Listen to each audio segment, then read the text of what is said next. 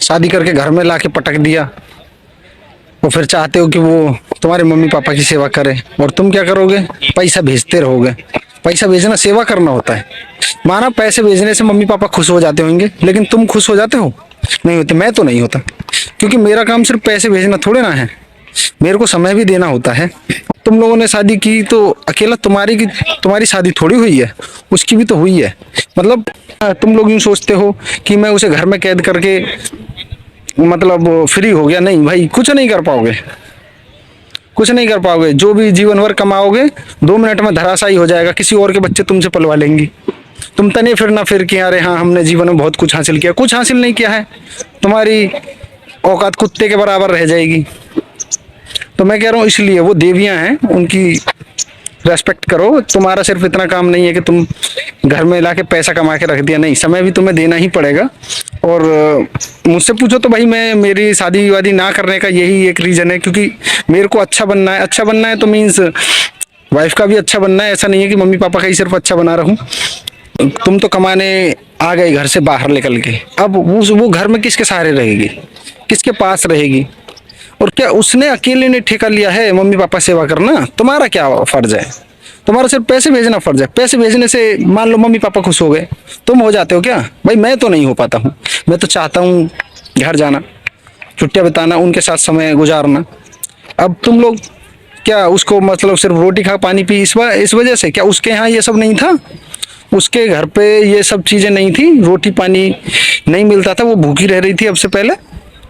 Main चीज है समय की बात। भाई आप उसे समय देना सीखो। मेरा पर्सनल यही है कि मुझे लगता है पर्सनली कि मैं समय नहीं दे पाऊंगा, इस वजह से मैं शादी से कतराता हूँ, भागता हूँ।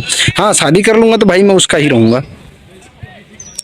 मैं तो नहीं कर पाऊंगा ये दोगलपंती कि उसको मतलब बेचारी को जेल में डाल दिया, लाके पटक दिया और सोचा कि ये मेरे मम्मी पापा की सेवा करेगी।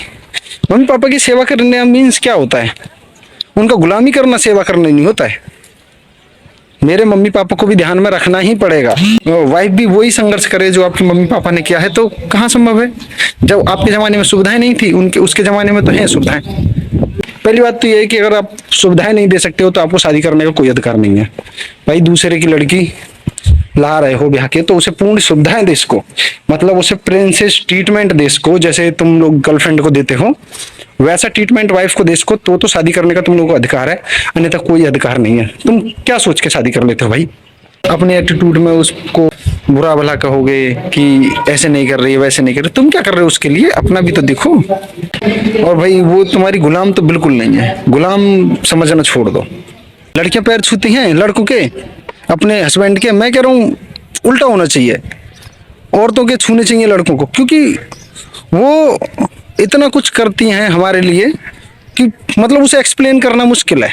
सब तुम उसके पास रहो, उसके साथ रहो, देखो वो कैसे नहीं करेगी, सारे काम करेगी। अब उसका मन उधर है, आप थोड़ा बहुत झगड़ा कर लिए, कभी एटीट्यूड में फोन वोन नहीं कर रहे हो या फोन नहीं उठा रहे हो।